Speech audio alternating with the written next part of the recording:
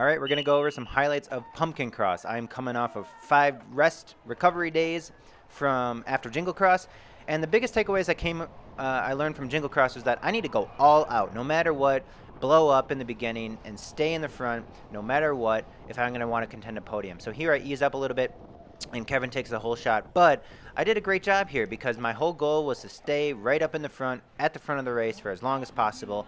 And even if that meant, being able to, fade later in the race, the whole plan was be in a position where I could contend the podium.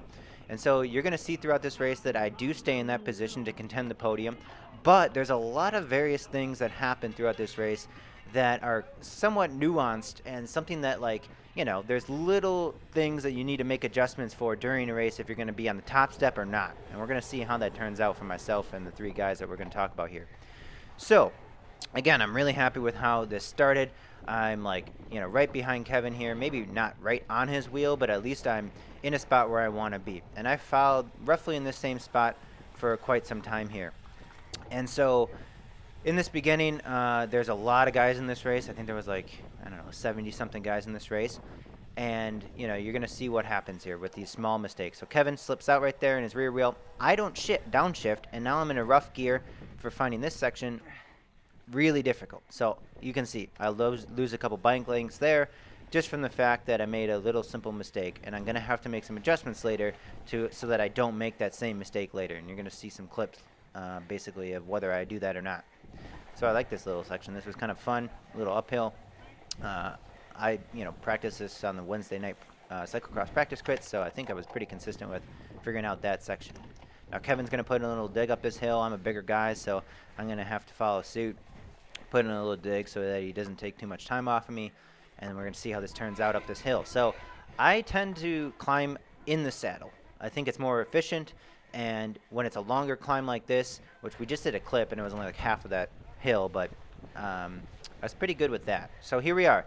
This is Dustin. So Dustin's going to be the guy that we're going to contend with for the podium. So there you can see I was pretty good at clipping in. I've been pretty smooth when it's dry with my remounts. I've been practicing my remounts. Dustin takes a low line there. I was really scouting this out in the beginning, and I wanted to go wide here so that I could take this line a little bit more straight. And unfortunately, though, I was in the wrong gear, so I was grinding here, and I didn't pull it up fast enough, and so I lose some time. And we're going to see if I make that mistake again in the next couple laps. So again, consistency and figuring out what sections you might have messed up on, but I think this was one of the defining features of this course was if you could go smooth through there and not crash, which there was tons of people crashing on the other races right there. You can be in a better spot. Now here, I didn't have sunglasses on, and that first sand pit, I got tons of sand in my eye. I could barely see, so I'm lucky I didn't hit the spike here, but yeah, sand in the eyes was not so great when you have contacts. But I'm still in a spot where I can contend the podium. Yes, this little downhill, put a little dig, and I'm still roughly in the spot where I want to be in terms of I could be closer to these guys, but I'm going to pace myself back up to them on this longer back stretch. And so I pace myself to catch up to their wheels, which I do, but I think that pace was a little too strong because I think I was just a little tired here. Yes, I catch up, and I'm like, okay, great, I'm here, but maybe I just don't have that level of fitness because I just went so hard. Which, again, I was okay with because of the fact that now I'm still contending the podium, and that was the whole purpose of going as hard as I could in the beginning. So, yes, they eventually pull up a little bit of time, but, again, consistency and some mistakes.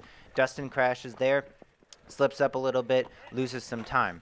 And so, it's these little things that add up to be quite a bit in the long run, and we're going to see whether that section makes an impact later in the race as well. But Dustin puts in a huge dig here. You can see he catches back up to Kevin. I'm not ready to make that amount of effort at that time. I was either, too tired or what. But here, yes, I didn't make that same mistake in the first lap. I was able to downshift and take that a little bit smoother. But the guys behind me didn't do so hot. They crashed, and now they held up some people behind them. So that basically meant that at this point in the race, I was pretty sure that I was not really, potentially going to lose my podium spot. But now I need to catch the guys ahead of me. So what do I do here? I go wide again, but I pull it too tight, and unfortunately that sends me off my line, and I go even lower on this second lap, and it makes me unclip, and so this was where I also lose some time, and we're going to see if we can do that again later in this race. Here you can see another mistake. crashing my shoulder into that tree.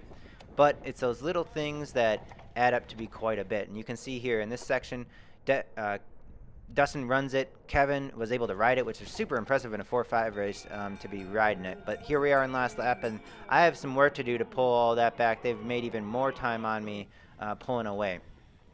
So last attempt here, I pull it a little bit sooner than I did the last couple times.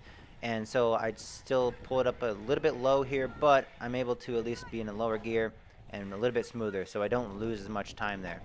But these guys, they eased up a little right here, and so Dustin wanted to be in front of him. He almost makes a mistake of turning too early, but he made a big dig there and ended up getting ahead of Kevin into this section, which was really important for him in this part of the race because it's the last lap, last bit. Now Kevin here, Kevin crashed right there, slipped out right there, and so you can see him in the white jersey up ahead. He lost some time from that and had to make a huge dig in these last couple turns to catch back up to Dustin's wheel. And then they're eventually going to go for a sprint because he put enough effort, but Dustin does beat him in the sprint. But it's too late for me, so I'm third on the podium, which is my first podium ever, so I'm pretty happy with how that went. But again, it's like these little mistakes and these little changes that you can make in a race about whether you're on the top step or not.